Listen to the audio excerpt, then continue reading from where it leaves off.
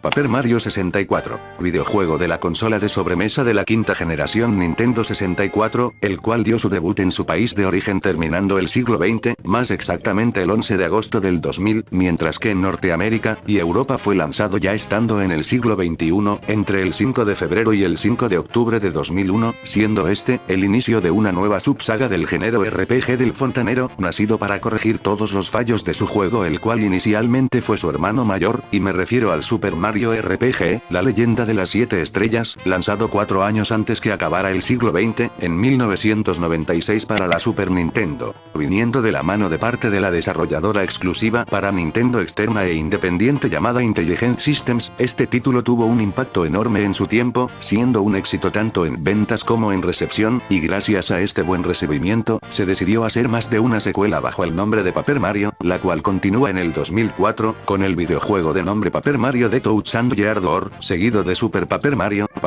Sticker Star, Paper Mario Color Splash y finalizando con el reciente Paper Mario Origami King. Y si bien, el legado que supuso esta subsaga ha ido decayendo desde la salida de Super en el año de 2007, y que las esperanzas que de haya otro título igual de bueno como los primeros dos estén agonizando, es innegable el éxito y lo tan significativa que es esta para Nintendo, siendo esto más o menos similar en el caso de los juegos de Mario y Luigi, que por cierto, estos no tienen ninguna conexión con Paper Mario. Sin embargo, hoy he decidido hacer, de nueva cuenta, un análisis dirigido para Paper Mario 64, el cual destacaré sus puntos relevantes para una evaluación justa. Sin más información adicional por agregar de momento, demos inicio.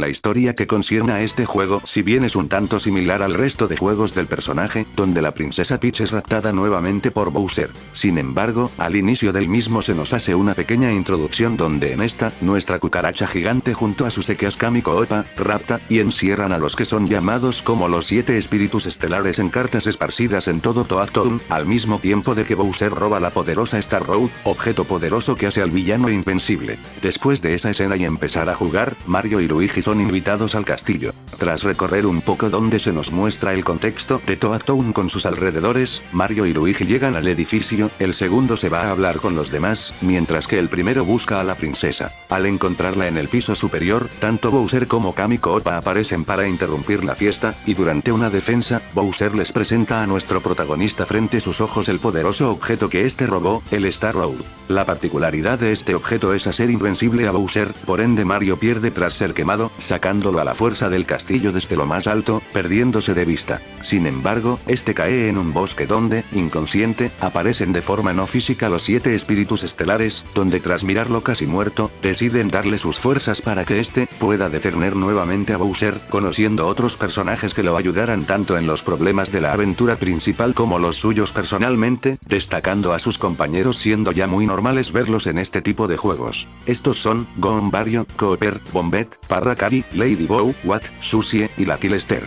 Todos tienen una habilidad en específica que ayuda a Mario no solo en el nivel de relevancia de estos, sino en toda la aventura, reflejándose en los puzzles, que más adelante los detallaré. Mientras que en la otra cara de la moneda, desde lo más alto, Peach, raptada e indefensa de las garras de Bowser, termina conociendo a una pequeña estrella llamada Dwight después de pedir varios deseos para Mario, y es en este momento donde ésta decide tomar medidas para ayudar al fontanero de distintas formas, como el de mentirle a Bowser cuando este trata de sacar información, mandarle objetos, espiar a los villanos para frustrar sus planes, etc. En pocas palabras, la historia está estructurada de dos formas distintas, que al finalizar el juego estas dos se juntan para concluir la historia. La primera es el conocido gráfico, Camino del Héroe. Durante el juego, se pone a prueba tanto física como mentalmente la capacidad de nuestro protagonista en sus estándares normales, y durante cómo el juego avanza, este termina volviéndose más fuerte y dándose cuenta de sus errores, cosechando sus raíces para ser un héroe, y esto también podrían aplicarse con sus compañeros, que también por más que parezcan de soporte estos, terminan evolucionando con sus propios conflictos, solucionando problemas de inestabilidad, como sucede con Bombette al ser tan inestable al no controlar sus explosiones, o problemas familiares como sucede con Lady Bow. Este contexto si bien se ha visto demasiado en juegos de Mario donde la historia es muy relevante, teniendo juegos que superan las expectativas el promedio, tanto principales como Galaxy, como Spin-Foz como lo es de Touch and Yard or Paper Mario 64, sin embargo, no forma mayoritariamente parte de estos juegos. Si bien la historia como tal es decente, va como cualquier historia de Mario promedio, nada destacable, sobre todo en el desarrollo de esta, que no tiene un significativo valor para nuestros protagonistas, y no, con esto último no me refiero a que el juego no tiene mensajes profundos o algo así, lo que me refiero es el hecho que el problema aquí considero que serían los personajes, pues estos aparte de ser muy planos en personalidad, en destacarse nada más al ser tan sumisos del uno al otro, puestos que la mayoría de compañeros dialogan de forma escasa sin dar énfasis en sus problemas para hacerlos más interesantes o carismáticos, encima que la relevancia narrativa del juego nada más incluye a Mario, Peach, Bowser y a la estrella Link, haciendo que el videojugador se interese menos en seguir la historia, debido que los personajes es el foco que hace que la historia pueda continuar, y la mayoría al no ser tal acción, hace que el desarrollo narrativo así como el contexto del camino del héroe fuera de Mario sea un despropósito.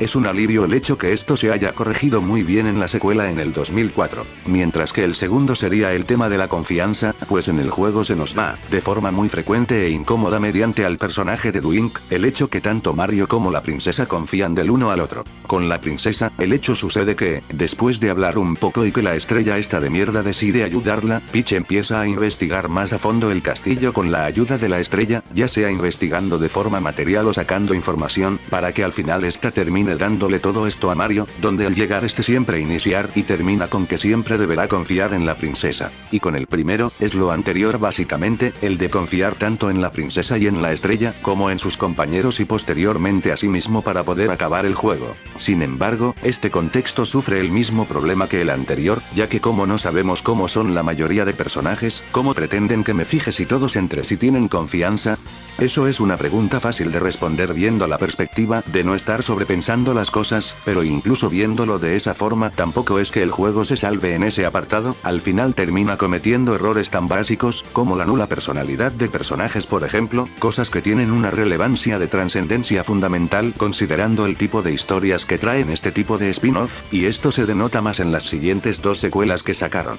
No obstante, la historia en sí no es un desastre, como tal es decente en cuanto al transcurso de nuestro protagonista que es el foco principal. Si bien el juego ejecuta muchos conflictos en su travesía, estos están muy bien repartidos en cuanto a los desafíos que el juego tiene, donde en cada nivel, no solo tiene uno, ni dos, sino hasta tres conflictos que todos terminan solucionándose y concluyendo en el final, y estos pueden llegar a ser bastante relevantes para la historia posteriormente en las secuencias donde tendremos que controlar a Peach para sacar información, pero el juego oculta bastante bien sus inexistentes incongruencias, haciendo que no notemos cada vez que algo está ya repetido, pero para atinar en algo, el juego nos pone pistas para poder recordarlo de forma indirecta, y esto igualmente pasa en algunas ocasiones cuando jugamos como Mario. Al final como dije no es un desastre, pero se pudo haber mejorado significativamente la historia aunque no lo parezca, si se pudiera haber corregido errores tan simples como lo tan vacío que son la mayoría de personajes y que estos como tal no evolucionan en el transcurso del juego, cosas así. Eso y que la motivación de Bowser es la misma chingadera de todos los malditos juegos, haciendo que no solo sea memorable, sino que también muy predecible, haciendo que el impacto del final no produzca ningún sentimiento, puesto que el juego desaprovecha ese impacto de una forma que hasta parece que lo hicieron a adrede, haciendo que la historia quede como otra de Mario regulona, sin nada que la destaque del resto al cometer errores tan simples y estúpidos. Pero bueno, vuelvo y repito, ¿quién juega a los juegos de Mario por la historia? Nadie, ¿verdad? Pues, ahora deberíamos ir más a lo importante, ¿no creen?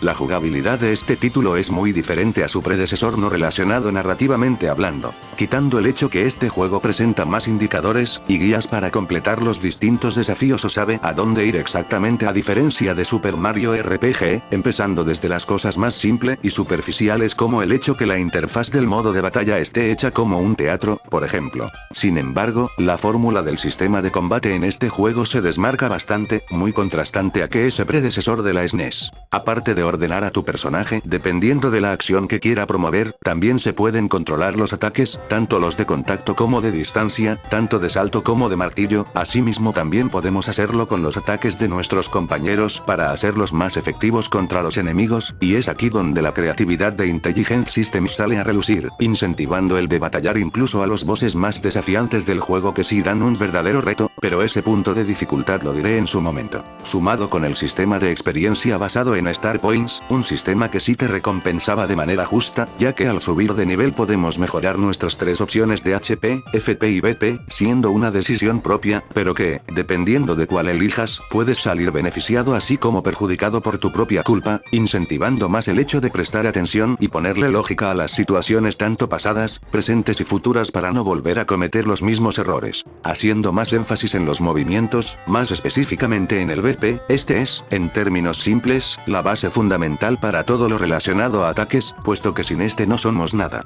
Básicamente, el sistema de este se componen con medallas, ataques en lengua normal, los cuales dependiendo de cuántos tenés, podemos ejecutar diferentes movimientos para defendernos, y estos en sí tienen muchas características pese a que algunas medallas se parezcan, y esto se refleja más cuando hacemos combos, aunque esto se verá también afectado dependiendo de cuántos enemigos haya en el combate, debido que varios movimientos son proporcionales a las acciones de los enemigos, dándole mayor lógica de cómo usar nuestros movimientos. Gracias a eso y que los movimientos sean controlables imposibilita el hecho de ganar con solo presionar un botón a lo subnormal, dándole un valor característico. Además, cada vez que ganemos una batalla, los enemigos pueden soltar uno o varios objetos que ayudarán al videojugador, pero solamente uno prevalecerá de mayor importancia, debido que es el único que soltarán la mayoría de enemigos dentro del juego. Aparte, de vez en cuando también podrán soltar cosas que si bien pueden dar los mismos elementos mostrados dependiendo del objeto respectivo, funcionan de forma fija en contraparte de la obtención contrincante, que lo hace de forma aleatoria.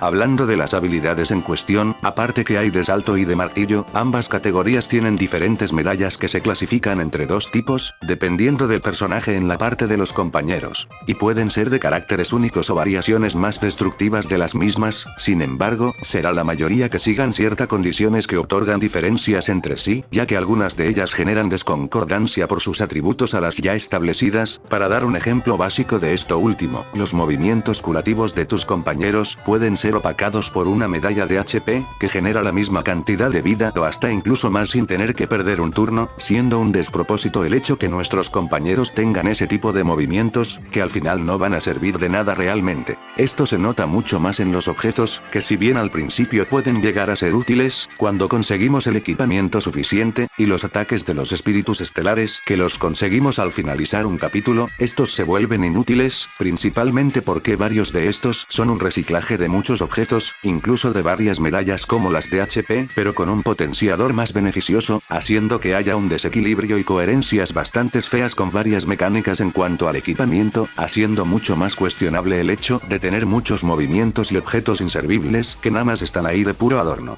Hablando de los puzzles y de las mecánicas, al igual que en los ataques, estos se clasifican en tres: mecánicas de exploración, y mecánicas de un RPG, y una donde se combinan ambas. Sobre la exploración, el juego aprovecha bastante bien las capacidades de la consola, el cual implementa un entorno el cual para poder avanzar tanto en las batallas como en la historia, debes explorar más a fondo todo el mapa desde las zonas más recónditas del juego, sin dejar de lado la lógica que también influye bastante. Esto se deja más en claro en el capítulo 2, capítulo 4, capítulo 5 y capítulo 7, que se podría decir que son los que más aprovecha la exploración. Tiene escenarios con entornos adecuados a sus susodichos puzzles sin tener la posibilidad de romper las físicas del juego o el sistema de estos, haciendo que te incentive a pasar el juego como la gente, usando la lógica de los puzzles y de los combates para poder proseguir, a diferencia del posterior Sticker Star, que básicamente hace todo lo contrario a lo anterior, sin mencionar que el incentivo de framear el juego para continuar sin siquiera decírtelo es una mierda. Asimismo, este tipo de exploración se mejora considerablemente en Deto usando Geardor y ligeramente en Super. Y la otra, las mecánicas RPG, podría fácilmente decir lo mismo de antes o tan solo resumir que nada más tendrás que presionar un botón para poder acabarlas, pero en realidad es todo lo contrario. Es imposible acabar una batalla sin perder vida tan solo presionando un botón, ni mucho menos el de querer acabar rápido las cosas, y esto se refleja más en los bosses, que más allá de volverse un poco fácil cuando ya podés defenderte, algunos tienen las características de cambiar de patrón cada vez que mueres o fallas un ataque, incentivando más el hecho de no fallar nunca para no no perder el ritmo actual, pero esto es algo bueno porque de esta manera no podés sobreexplotar una fórmula para gastarla luego. Y por último, las mecánicas que combinan ambas es la más interesante, ya que al igual que las batallas normales, aquí podemos apreciar con mayor gravedad la creatividad de la gente que estuvo detrás de este título. Sin embargo, debo decir que hay muchos puzzles de acción un tanto básicos, que la mayoría podrás pasar sin siquiera pensar un poco o por querer ver tus opciones para pasarlos de manera improvisada, sin mencionar que algunos nada más son un pasillo glorificado, que a diferencia de otros RPG, estos puzzles en lugar de intentar ser artificiales, llegan a ser muy inverosímiles. Creo que Intelligent Systems era consciente de esto, ya que al haber muchos así uno esperaría ver uno más complicado, y justamente estos salen en momentos adecuados, cuando se volvía un poco tedioso el hecho de salir tantos puzzles así muy fáciles. El problema principal de estos puzzles, es el hecho que no podés hacerlos más interesantes por tu propia cuenta por tus decisiones, ya que al ser de pasillos glorificados, se esperaría que tus acciones perjudiquen la salida de estos puzzles, pero si la cagas en algo, nada más salí de la zona y vuelve a entrar y listo, problema resuelto, sin haber realmente un equilibrio de dificultad bueno para estos puzzles, que pudieron aprovechar mejor sus conceptos si tan solo no abarcaran más de la mitad de los mismos, pero bueno, al menos agradezco que entre las tres mecánicas esta es la menos habitual de ver. En cuanto a los compañeros, pues sus mecánicas también están bien, salvo el problema de tener movimientos inútiles en algunos casos, no tienen ningún detonante para ser despreciados, destacando a Parrakari, Ladybug y Watt, quienes vendrían siendo los compañeros mejor aprovechados tanto en las batallas, puzzles, y en historia, sin mencionar que tienen los ataques más únicos, dinámicos y efectivos, que hace a la experiencia más completa y fresca, a diferencia de su juego de 1996, que tenía muchos errores en el apartado jugable en cuanto a coherencias se refiere. Debo reconocerlo, gracias a esto fue lo que ha envuelto el legado de Paper Mario, el apartado jugable es lo que lo resalta, el hecho de tener mecánicas bien pulidas, que no solo captan el interés del fan promedio de Nintendo, sino que también a los nuevos en este tipo de juegos, y esto es mucho mejor aún considerando que la secuela mejora mucho de estos apartados, sobre todo este y el de historia, haciéndolo aún mejor.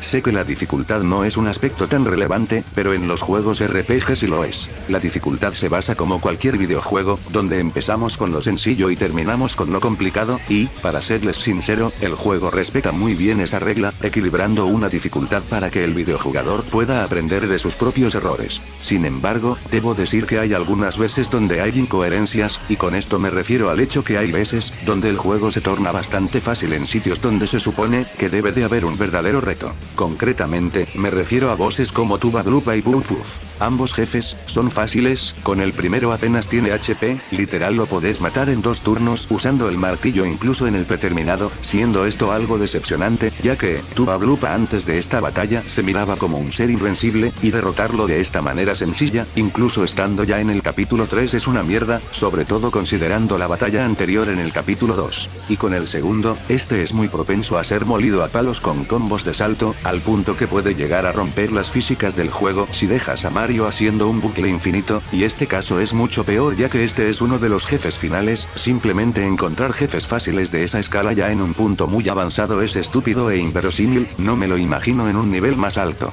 Pero fuera de esto, el juego no tiene más errores así. Yendo a puntos poco importantes, algo que quiero destacar es el estilo que lleva el juego, es uno bastante caricaturesco, el cual destaca por el uso de la táctica llamada cel shading, la cual al usarla hace que el juego parezca enteramente de papel, no literal sin embargo pero sí de cierta forma, los paisajes son muy variados, van desde junglas y playas a mares y bosques nevados, todos ellos perfectamente recreados con unos colores muy vistosos y unos decorados espléndidamente realizados, mezclando a la perfección las partes hechas en 2D con las realizadas a base de polígonos en 3 dimensiones. Cabe destacar los efectos que se consiguen a la hora de crear las animaciones de los personajes, como por ejemplo cuando Mario se va a acostar en una cama para descansar y recuperar fuerzas porque no lo hace de una forma normal, abriendo las sábanas y acostándose en la cama, sino que lo hace de una forma muy peculiar introduciéndose en ella como si de un papel se tratara. Esto de alguna manera también ayuda a la atmósfera y al entorno bastante alegre y carismático, donde mayormente se destaca por sus detalles y colores oscuros, dándole el toque tan característico que ha tenido, con diseños simples pero bien hechos parecidos a una caricatura, sin mencionar que, gracias a su apartado visual simple, hace que el poco espacio del cartucho del pendejo 64 no sea mucho un problema, ya que el juego de por sí ya está muy completo. En cuanto a lo sonoro, como me da paja extender más esto, entonces nada más diré lo básico. Superficialmente, el juego cumple con las expectativas, pues la música se adapta bien al ambiente de los escenarios, haciendo que su inversión no deje nada de qué desear, siendo un sello simplemente único y reconocible para los fanáticos de Nintendo. Destaca tanto por las melodías como por los efectos sonoros, que son bastante parecidos a los originales usados en los juegos principales, aunque muchas de las sinfonías han sido suprimidas para dar paso a otras totalmente nuevas. Los temas se acomodan a la perfección dependiendo de la situación en la que se encuentre nuestro protagonista, ofreciendo sonidos alegres cuando, por ejemplo, Mario se encuentra en un pueblo, u ofreciendo una música más triste u animada cuando la historia lo exige. Y ya, me da paja detallar más, de EA. Y para concluir esta mierda, Paper Mario 64 ha envejecido bien con el pasar del tiempo. Sorprendentemente es un sí, porque de verdad, salvo Deto usando Gear Door, ningún juego ha supido superar a este, el cual ha dejado un legado increíble en Nintendo a juegos RPG se refiere. No es un juego obligatorio, pero presente un sistema de combate y exploración muy pulido incluso para ser el primer juego, una jugabilidad bien implementada, hay incoherencias en la dificultad pero nada realmente grave, un soundtrack increíble y un estilo visual muy característico y lindo. En fin, eso sería todo, yo me voy a la mierda, chao chao.